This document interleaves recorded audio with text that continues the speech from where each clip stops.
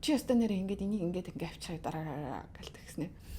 Тэгээд харин ингээд хэрвээ чи өөрийнхөө хийсэн муу үйлдэлээ орд зурхаа руугаа чихэж байгаа бол чи үнэхээр товш хүн гинэ.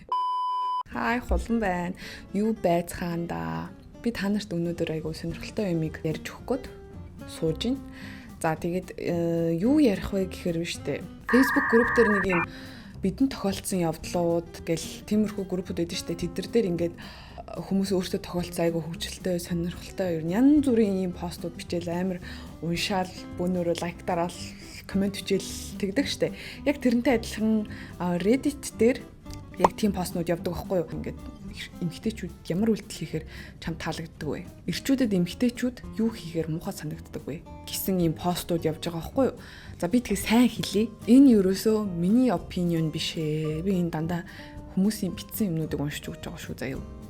Над руу тариад. За эхлэе. Эмэгтэйчүүдийн юу чамайг муухай болгодог вэ? Нэгдүгээрт нь астролог гинэ. Өөрсдийнхөө балиар аашаа орд руугаа чихэх надад муухай санагддаг гинэ бүр ингээ гэмээр санагддаг гинэ. Хэрвээ чи өөрийнхөө хийсэн муу үйлдэлээ орд зурхаа руугаа чихэж байгаа бол чи үнэхээр товш хүн гинэ. Миний хамгийн дургуй хүрдэг юм хүн гомдоож гимтээж балиар юм хийснэ. Би угаасаа нумын ордных болохоор л юм гэж хэлдэг. Тийм юм байдаггүй маа. Хідэн од биднээс хэдэн мянган километрийн цаана байрладаг байлаа гэд чамд байнга нөлөөлөө чиний муухай аашийг зүвтгэх гэж байрладаг юм биш гэсэн бэ.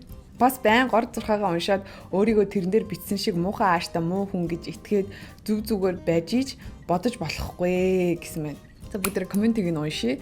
Нөгөө эхрийн ордныхныг чинь ингээ 2 цантаа гэдэг штэ. Тэгсэн чинь нэг хүн эхрийн ордны хүний хувьд би санал нийлж байна. Үгүй санал нийлэхгүй байгаа юм байна гэсэн байна.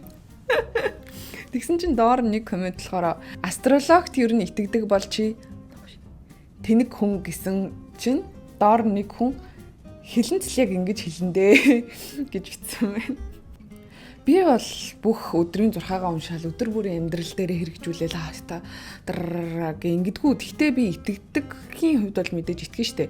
Одоо надад жишээлбэл хилэнцгийн ордны ийм шинж минж гэсэн ийм постууд хараад нэрээ ч нэг иймэрхүү зангууд надад байдаг шүү гэд би бол тэднэртэй бол ингээд relate хийж чадна. Та нар астрологийн талаар юу гэж бодож байна? Зурхан ордны талаар нэг иймэрхүү нэг бүтээн хийвэл бас гоё ч юм уу? Коммент хэсэгт бичээрэй заяа. За дараагийнх нь үйлчилгээний байгууллагын хүмүүстэй муухай харьцдаг эмэгтэй хүмүүс маш муухай гэсэн байна. Нэг удаа болзоонд явхад өөрийнх нь хүсдээр болохгүй болохоор тэр уураа үйлчлэгчд гаргаж бүдүүлэг харьцчаад эргээд над руу хөөрхөн хараад юу ч болоогүй юм шиг байхаар надад бүр амар балиар санагдсан гэсэн байна. I'm sorry. Don't be sorry. Be better Right. Okay, I'll be better. at your job. Thank you. Яг төсөөлөгч чинь те амар ингээд чи ястаа нэрээ ингээд энийг ингээд авчираа дараа гэлт гэснэ. Тэгээд харин ингээд би ингэдэггүй шүү. Яг л тийм л юм болсон байх гэж би бол бодож байна.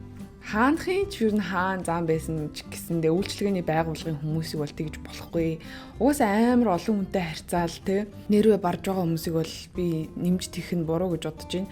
Ялангуяа одоо цагийн ажил хийж байгаа манай оюутнууд байгаа шүү дээ хөрхи хитэн төгрөгийн цэлээ авч байгаа билээ дээ. Тийм юм чинь одооноос бүгдээрээ тэр хүмүүстэй гоё харьцаж байя. Гэтэ бас муухай харьцдаг үйлчлэгээний байгууллагын ажилтан бас байгаа.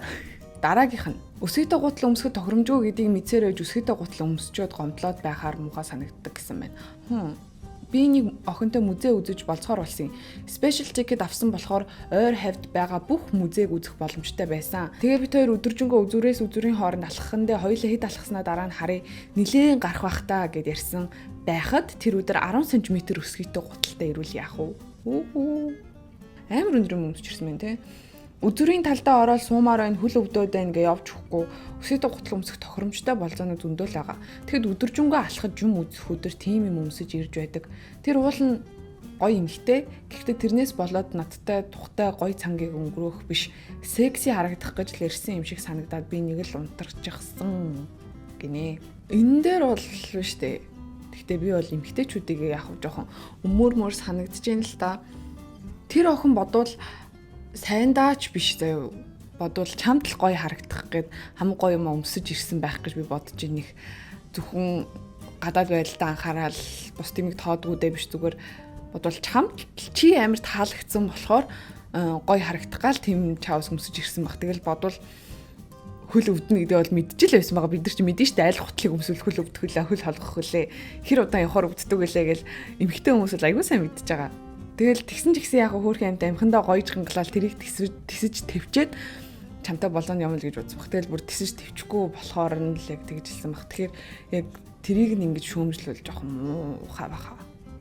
Миний үс ямар амар арцаагаад байна. Энэ гадаа бүр амар салхитай. Миний үс хараал туссан бололтой.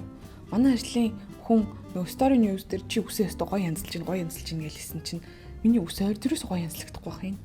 Би яг хараал туссан баха тэр хүний. Чи хил ам туссан байхаа тэр хүний.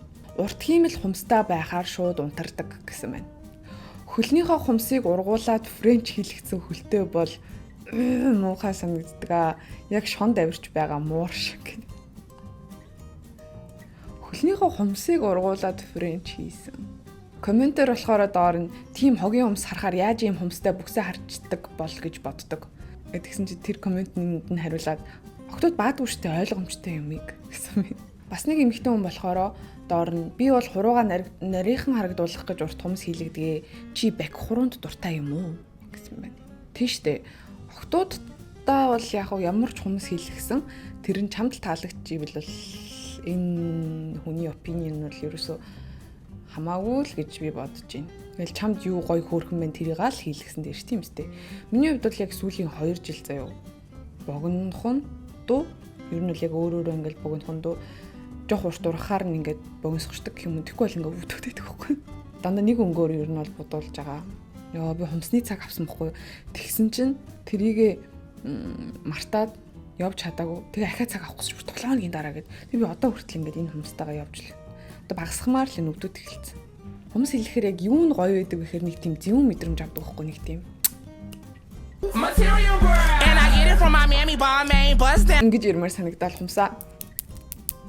Ингэмээр санагдал нэг юм ийм мэдрэмж авдаг. Байнга нөгөө хумс нь ингээл будсан ч гэсэн ингээ хугарчдаг. Тийм охтууд маань ч гэсэндээ мэдээж гоё хөөрхөн эмгтээлэг өөрсдийгөө мэдрэхийн тулд хумс хийлэгдэг байх гэж би бол бодож байна. Тэр энэнийг бол ингэж амар шүүмжлээд тах та нар хэрэг байхгүй залуучуудаа. За энэ дараагийн посттой бол санал нийлэхгүй хүн байх л илүү те. Тэгээ дахиж давтаад хэлье зав. Энэ уншиж байгаа постууд ерөөсөө миний үзэл бодол биш байгаа шүү. Зүгээр уншиж өгж байгаа шүү.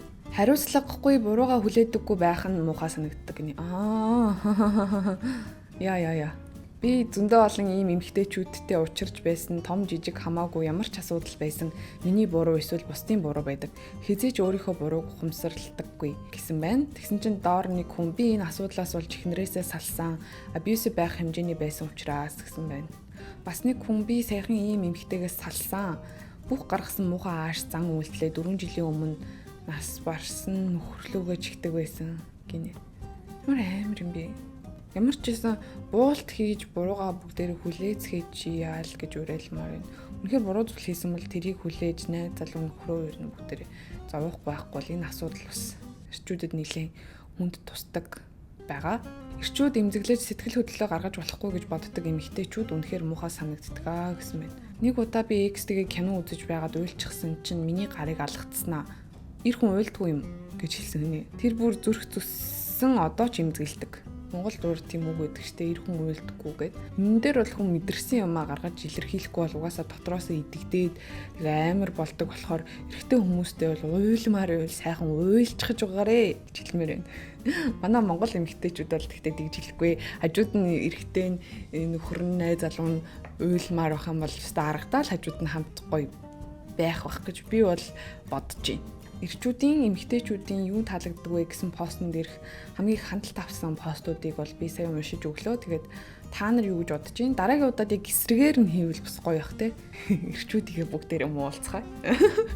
Эмэгтэйчүүдийгээ сая мууллаа. Эрчүүдийг одоо бүгдээрээ муулцгаая. Тэгээд би муулаад байгаа юм байхгүй шүү. За тэгээд нэг иймэрхүү байна. Хамтдаа байсанд баярлалаа. Миний энэ бичлэгийг сонссонд баярлалаа. та нар ингээд сайн үзэх юм бол би энэ бичлэгийг ихэд үргэлжлүүлээд тхийн. Яагаад гэвэл энэ бол дөнгөж тест учраас ямар ч байсан хөлн тусаад үрж үзэж байгаа байхгүй. Хөлн тусаад үрж үзэж байгаа ч гэж.